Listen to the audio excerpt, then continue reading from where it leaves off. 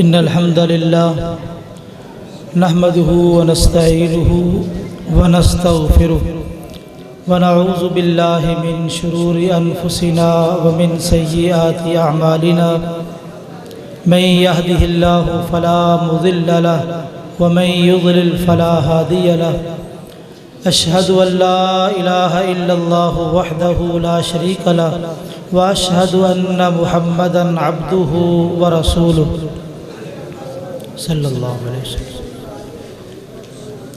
अम्मा बाद फ़अऊज़ु बिल्लाहि स्समीइल अलीम मिनश शैतानिर रजीम मिन हम्ज़िही व नफ़्ख़िही व नफ़्सिही बिस्मिल्लाहिर रहमानिर रहीम। व अंतुमुल अअलौना इन कुन्तुम मुमिनीन।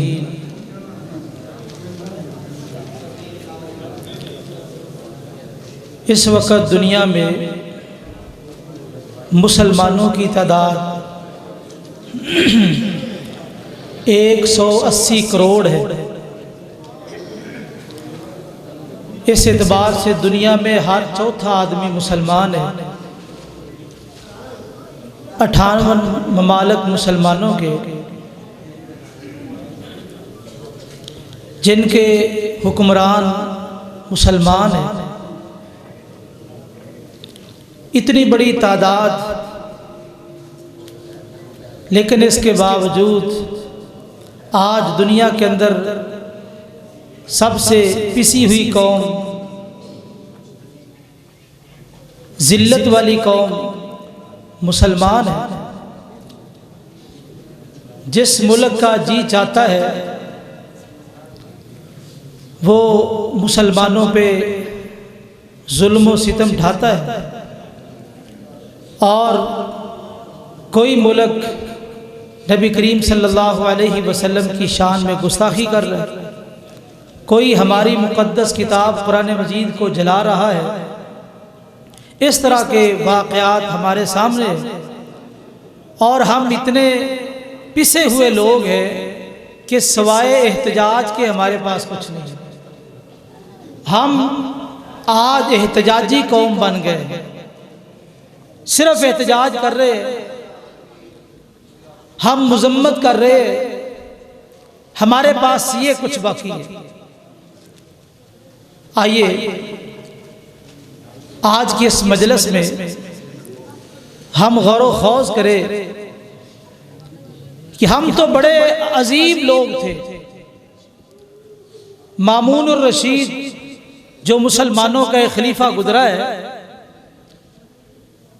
वो खत लिखता था रूमियों को, तो क्या कहता था, या कल्बर रूम, ए रूम के कुत्ते। इतना मुसलमान गालिब था, ताकतवर था, लेकिन आज हमारी पस्ती दुनिया के सामने आया है। शायर ने बहुत अच्छा कहा, थे इतने अजीम के पांव में ताज थे, बड़े बड़े ताजों को सहाबा ने रौंदा है। थे इतने अजीम के पांव में ताज थे, हुए इतने जलील के पैरों में आ गए। आज मिन हैसुल कौम मुसलमान बेबसी की जिंदगी बसर कर रहे हैं, अपनी किताब की हिफाजत नहीं कर रहे, अपने रसूल की हुर्मत की हिफाजत नहीं कर रहे। आखिर ये क्यों है? हम वहां से यहां क्यों आ गए? वो कौन सी कुताहियां हैं, कौन सी गलतियां हैं जो सरजद हुई और हम उरूज से जवाल की तरफ चले गए? आइए, सबसे पहली कुताही, आज तौहीद तो है लेकिन खालिस नहीं। अकीदा तौहीद रखने वाले लोग मौजूद हैं, लेकिन खालिस तौहीद नहीं है। इस तौहीद के अंदर मिलावट है, सवाए चंद लोगों के, चंद लोग जो सही खालिस अकीदा तौहीद के हामिल हैं, वरना उम्मत की अक्सरियत उनकी तौहीद में शिरक मौजूद है। और अल्लाह ताला ने कुरान मजीद में यह वादा किया है कि तुम शिरक से पाक तौहीद को इख्तियार कर लो, तुम्हारे लिए अमन है, तुम्हारे लिए सुकून है, तुम्हारे लिए चैन है। अल्लाह ताला कुरान मजीद में इरशाद फरमाते हैं, अल्लज़ीना आमनू वलम यल्बिसू ईमानहुम बिज़ुल्म उलाइका लहुमुल अम्न व हुम मुहतदून। वो लोग जो ईमान लाए और अपने ईमान को शिरक के साथ मिलाया नहीं। यहां जुल्म से मुराद शिरक है, शिरक के साथ अपने ईमान को मिलाया नहीं। खालिस ईमान है, खालिस अकीदा तौहीद है। उलाइका लहुमुल अम्न, जिनके सीनों में खालिस अकीदा तौहीद मौजूद है, अल्लाह गारंटी दे रहे हैं। और दुनिया के अंदर अमन तलाश करने वालों, आ जाओ, तुम्हें अमन का एक ऐसा उसूल और ज़ाब्ता बताए। दुनिया के अंदर अमन कैसे होगा, सुकून कैसे होगा। तुम खालिस अकीदा तौहीद को अपना लो और शिरक का खात्मा कर दो, अमन और सुकून तुम्हारा मुकद्दर बन जाएगा। ये अल्लाह का वादा है। वहुम मुहतदून, तुम हकीकी मानों में हिदायत याफ्ता बन जाओगे। तो ये पहला उसूल है। आज दुनिया के अंदर तौहीद मौजूद है, लेकिन उसमें शिरक की मिलावट मौजूद है। कुरान मजीद में अल्लाह ताला फरमाते हैं, वमा युमिनु अक्सरुहुम बिल्लाह इल्ला वहुम मुशरिकून। अक्सर ईमान का दावा करने वाले मुशरिक हैं। कलिमा पढ़ते हैं, ला इलाहा इल्लल्लाह मुहम्मदुर रसूलुल्लाह सल्लल्लाहु अलैहि वसल्लम, कलिमा पढ़ने वाले मुसलमान गैरों के सामने झुक रहे हैं। कोई दरबार पे, कोई मज़ार पे, कोई दरख्त के सामने, कोई पत्थर के सामने। ये मुसलमान है, ये उम्मत मुहम्मद है। आज उम्मत मुहम्मद के पास खालिस अकीदा नहीं है, जिसका नुकसान ये हुआ अल्लाह ने हमसे अमन और सुकून छीन लिया है। दुनिया परेशान है। जाओ दुनिया के अंदर जहां मर्जी चले जाओ, मुसलमान सुकून में नहीं है। सुकून मिलेगा तो ये बहुत बड़ा उसूल जो कुरान ने पेश किया, खालिस अकीदा तौहीद को अपना लो। मैं खिराज तहसीन पेश करता हूँ अपने उलमा और खुतबा को। अल्हम्दुलिल्लाह हर वाज में, हर खुतबे में, हर दरस में ये कोई ना कोई नुक्ता तौहीद पर जरूर बयान करते हैं। और शुअराए किराम जिनकी भी कोशिश होती है कि हम भी हर प्रोग्राम में कोई एक दो जुमले भी कम से कम तौहीद पर जरूर बोले। और दुनिया की जानती है, इस दुनिया में अगर खालिस तौहीद है तो सिर्फ अहलुल हदीस के पास। बड़े बड़े लोग तौहीद के दावेदार हैं, तफसील का वक्त नहीं, वरना मैं दलाइल के अंबार लगा सकता हूँ। जो तौहीद के दावा करने वाले हैं उनके अकीदे में कितना शिरक है। रूए जमीन पर, आसमान की नीली छत के नीचे और जमीन की पुश्त पर अगर अकीदा तौहीद के सही हामिल है तो अहलुल हदीस है। अगर पूरी उम्मत मुसलमा अकीदा तौहीद को अपना ले, अल्लाह का वादा है, गारंटी है। सुकून तलाश करने वालों, आ जाओ, अपने अकीदे को खालिस बना लो, अकीदा तौहीद को अपना लो, अल्लाह तुम्हें सुकून अता कर देगा। दूसरा सबब, आज हम जलील क्यों हैं, आज हम पस्ती का शिकार क्यों हैं? दूसरा सबब, हम कुरान से दूर हैं। आप कहेंगे हम तो कुरान पढ़ने वाले, हम कुरान से दूर हैं। कितने मुसलमान हैं सूरा फातिहा का तर्जुमा नहीं आता? कितने मुसलमान हैं सूरा कौसर के तर्जुमे से वाकिफ नहीं है? कितने मुसलमान हैं सूरा कुल हुवल्लाह का तर्जुमा नहीं आता? और इतने गिरे हुए मुसलमान भी मौजूद है जिनको सूरा कौसर पढ़नी नहीं आती, तर्जुमा तो दूर की बात है। सूरा कुल हुवल्लाह पढ़ने नहीं आती, तर्जुमा तो दूर की बात है। सूरा फातिहा जो कुरान मजीद की सूरतों में से आसान तरीन सूरत है, इस सूरत का तर्जुमा नहीं आता। इतने गिरे हुए मुसलमान मौजूद, हम कुरान से दूर हैं। आइए एक हदीस बयान करता हूँ। जुबैर बिन मुतइम रज़ियल्लाहु ताला अन्हु बड़े अजीब सहाबी है। कहते हैं हम जोफा मुकाम पे थे, रसूलुल्लाह सल्लल्लाहु अलैहि वसल्लम अचानक हमारे पास तशरीफ लाए। आपने तीन बातें पूछी। पहली बात, अतशहदूना अल्ला इलाहा इल्लल्लाह, तुम इस बात की गवाही देते हो अल्लाह के सिवा कोई माबूद बरहक नहीं, वान्नी रसूलुल्लाह, और मैं अल्लाह का रसूल हूँ। व अन्नल कुरान जाअ मिन इंदिल्लाह, और कुरान अल्लाह की तरफ से आया है। इन तीन बातों की गवाही देते हो? साहबा ने कहा नाम हाँ या रसूल अल्लाह, हम गवाही देते हैं, हम अल्लाह की तौहीद को मानने वाले, आपकी रिसालत को मानने वाले और कुरान पर अकीदा रखने वाले कि कुरान आसमान से आया है। आपने फरमाया वाबशिरू, अगर तुम इन तीन बातों की गवाही देते हो तो फिर खुश हो जाओ, खुश हो जाओ। किस बात पे? ये कुरान, इन्नल कुरान तरफहु बियदिल्लाह व तरफहु बियदीकुम, ये कुरान आम किताब नहीं है जिस तरह दुनिया की किताबें हैं। ये कुरान इतनी अजीम किताब है, इतनी मुकद्दस किताब है। ये कुरान, इसका एक सिरा अल्लाह के हाथ में है और दूसरा सिरा तुम्हारे हाथ में है। ये कुरान तुम्हें अल्लाह से मिलाता है, रब से जोड़ता है, ये वो कुरान है। इसका एक सिरा, रुमाल हो ना, एक सिरा किसी ने पकड़ा, दूसरा किसी ने पकड़ा, एक सिरा अल्लाह के हाथ में, दूसरा सिरा मुसलमानों के हाथ में। ये कुरान वाहिद किताब है दुनिया के अंदर जो इंसानों को अल्लाह से मिलाती है, अल्लाह से जोड़ती है। और जो ताल्लुक होता है ना, ताल्लुक का बड़ा मुकाम है, ताल्लुक का बड़ा मुकाम है। देखिए हीटर होता है जिस पे आप पानी वगैरह गर्म करते हैं, हीटर लोहे का एक टुकड़ा है, हीटर लोहे का एक टुकड़ा है।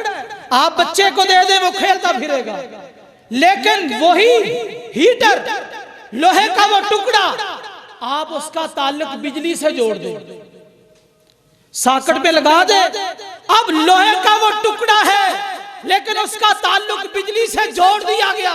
अब उस लोहे का मुकाबला हाथी भी नहीं कर सकता, दुनिया का ताकतवर शख्स उसका मुकाबला नहीं कर सकता। क्यों?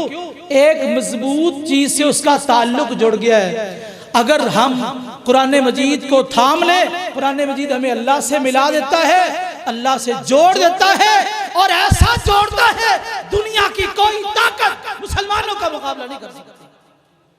फरमाया था जनाब उमर रज़ी अल्लाह ताला अन्हु ने, अमा इन्ना नबिय्यकुम सल्लल्लाहु अलैहि वसल्लम, सुनो तुम्हारे नबी ने कहा था सल्लल्लाहु अलैहि वसल्लम, क्या कहा था? इन्नल्लाह यरफउ बिहादल किताब अक़वामा व यदउ बिही आखरीन, अल्लाह इस किताब कुरान मजीद के साथ कई कौमों को बुलंद करते हैं और दूसरी कौमों को जलील करते हैं। देखो कुरान ऊपर से आया है, कुरान कहां से आया है? इन्ना नहनु नज़्ज़लना ज़िक्रा, ये ऊपर से आया है। जो कुरान से जुड़ जाए उसे बुलंद कर दे, ऊपर ले जाता है। जो कुरान से जुड़ जाए, अपना ताल्लुक मजबूत करे, ये उसे ऊपर ले जाता है, दुनिया के अंदर बुलंदी मिलती है। वो सहाबा आप उनके हवाल जानते, ईमान से पहले क्या हालत थी, जब इस कुरान से जुड़ गए। कुरान पढ़ा कहाँ? मस्जिद नबवी में कच्ची दीवारें हैं और इसी तरह खजूर के पत्तों की छत है। जब बारिश आती है नीचे पानी आता है, पानी के अंदर वो सजदे करने वाले, उस मस्जिद के अंदर बैठ के पढ़ने वाले नबी के असहाब इतने कीमती और इतने अजीम बने, दुनिया के अंदर फैले और इस्लाम को गालिब किया और इतने इलाके उन्होंने फतह किए। आज हम उन इलाकों को संभाल नहीं रहे। अभी मैंने जिक्र किया 58 ममालिक मुसलमानों के, हम उनको संभाल नहीं सके जो इलाके से आबा फतह करके गए। किस बुनियाद पे? उनके पास निसाब कुरान मजीद था, कुरान से ऐसे जुड़े, अल्लाह ने दुनिया के अंदर उनको इज्जत अता फरमाई। और तीसरा सबब, हम जलील क्यों है, हम पिसी हुई कौम क्यों है? जिसका जी चाहता है हमारे ऊपर चढ़ाई करता है, जिसका जी चाहता है हमारे नबी की गुस्ताखी, कुरान की गुस्ताखी करता है। ये जुर्रत क्यों हुई?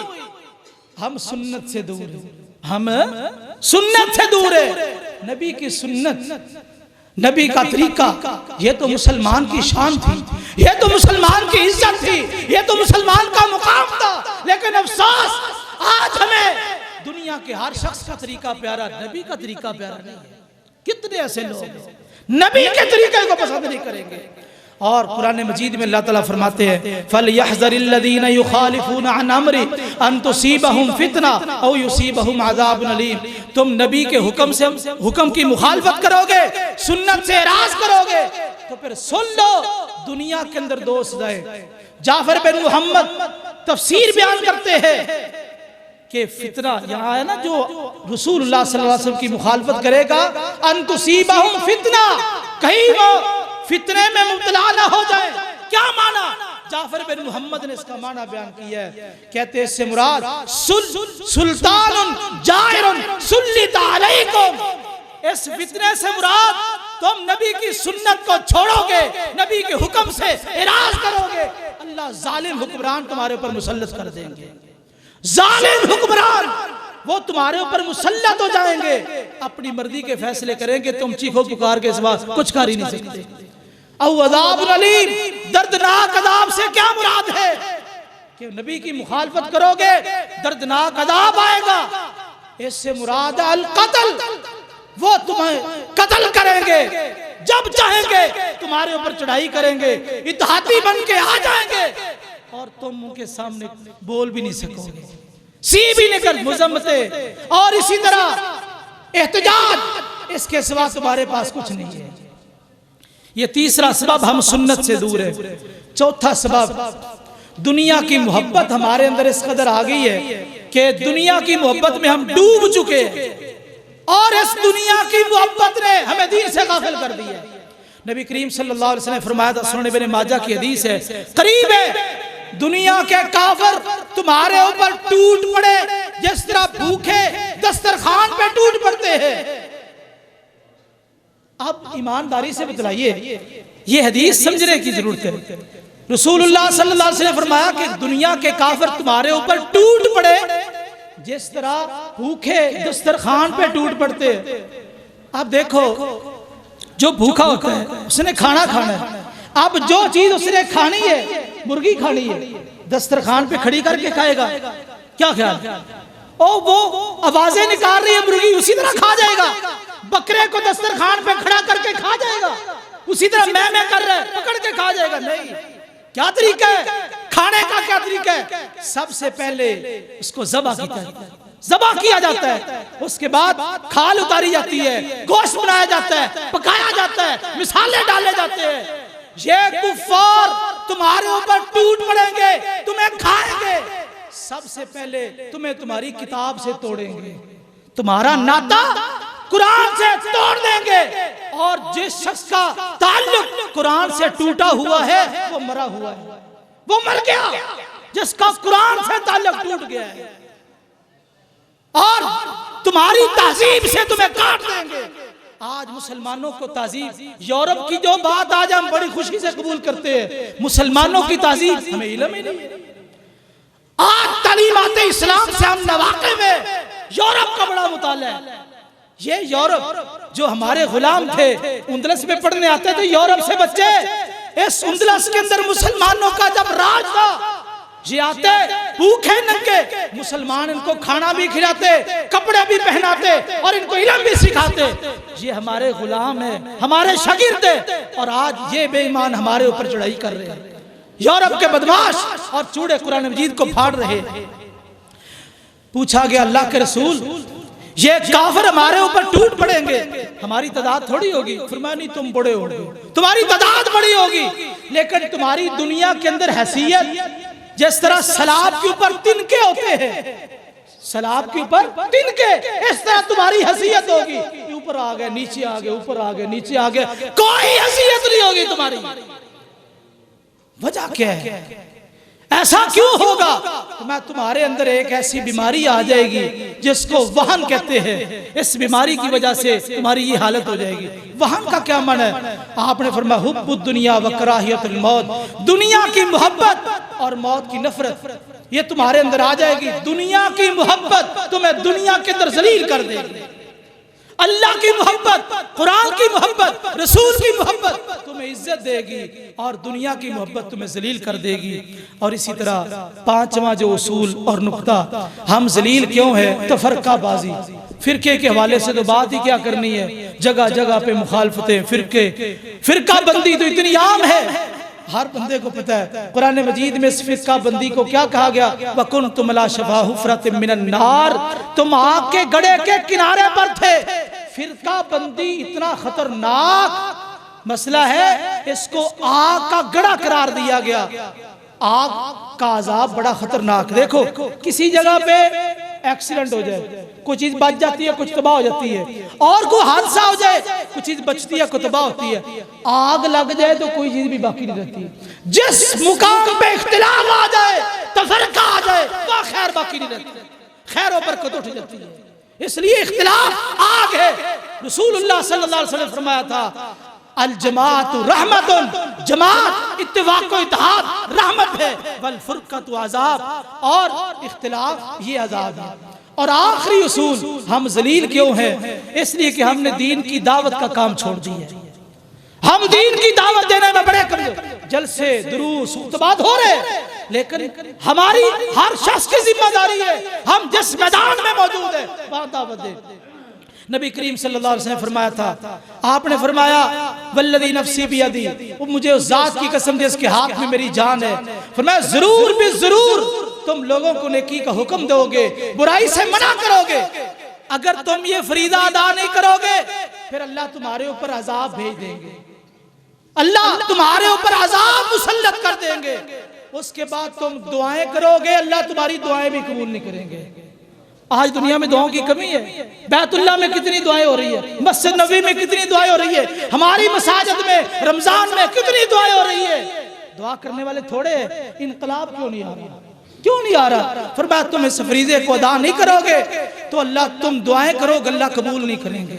आज मिन हैसल कौम हम इस फरीज़े से पीछे हैं। हालांकि ये काम तो हुकूमती सरपरस्ती में होना चाहिए था। ये 6 उसूल मैं गिनवा देता हूँ। पहला उसूल, हम जलील क्यों है? हमारे अकीदे के अंदर शिरक आ गया, खालिस अकीदा नहीं है। दूसरा उसूल, हम कुरान से दूर है। तीसरा उसूल, हम सुन्नत से दूर है। चौथा उसूल, दुनिया की मोहब्बत गालिब आ चुकी है, दीन की मोहब्बत कमजोर हो गई है। और पांचवा उसूल, फिरका बंदी। और छठा उसूल, तबलीग का काम हमने छोड़ दिया जो हमें करना चाहिए था हर मैदान में। ये 6 सबब है जिनकी वजह से आज हम दुनिया के अंदर जलील हैं। अगर हम इनको अपना लें, आज भी दुनिया की हम इज्जत वाली कौम बन सकते हैं। आखिरी एक सवाल और अपनी बात खत्म करता हूँ। कई पढ़े लिखे लोग कहते हैं कि आज हम पीछे क्यों हैं? हमारे पास टेक्नोलॉजी नहीं है, एजुकेशन नहीं है, बड़े बड़े मंतकी फलसफी दुनिया में मौजूद, इसलिए हम पीछे हैं। बताओ, खिलाफत उस आधी दुनिया पे हुकूमत थी मुसलमानों की, इनको पमाल करने वाले कौन थे? मुसलमानों के पास टेक्नोलॉजी मौजूद है, एजुकेशन मौजूद है, काफिर मुसलमानों के पास पढ़ने आ रहे हैं। इस कदर मुसलमान तरक्की याफ्ता कौन थी? खिलाफत उस्मानिया को तार तार करने वाले कौन थे? तातारी इतना जुल्म किया कि दरियाओं के अंदर कितने दिन तक खून बहता रहा। इन जालिमों ने खोपड़ियों का पहाड़ बना दिया, मुसलमानों की खोपड़ियों का पहाड़ बना दिया। यहाँ पे तारीखदान पहुंचता है, कांप उठता है उसका कलम, हरकत में आ जाता है कि मुसलमानों की खोपड़ियों का पहाड़ बना दिया गया। ये कौन लोग थे? तातारी, बद्दू, वाशी, जो तालीम से वाकिफ नहीं थे, उन्होंने मुसलमानों की हुकूमत को तोड़ा। तो मेरे भाइयों, बात ये नहीं है जब हम अपने मनज से, मिशन से हट जाएंगे, याद रखिए जिल्लत हमारा मुकद्दर बनेगी, पस्ती हमारा मुकद्दर बनेगी। आइए पस्ती से निकलना है तो ये 6 उसूल जो कुरान और हदीस से मैंने आपके सामने पेश किए हैं, अल्लाह ताला से दुआ है कि अल्लाह ताला हमें इन उसूलों को अपनाने की तौफीक नसीब फरमाए और हमें दुनिया के अंदर इज्जत नसीब फरमाए। और जो काफिर हमारे नबी की हुर्मत पे हमला करते हैं, कुरान की हुर्मत पे हमला करते हैं, अल्लाह इनको काफिर किरदार तक पहुँचाए। सुभान रब्बिक रब्बिल इज्जति अम्मा यसिफून व सलामुन अलल मुरसलीन वल्हम्दुलिल्लाहि रब्बिल आलमीन।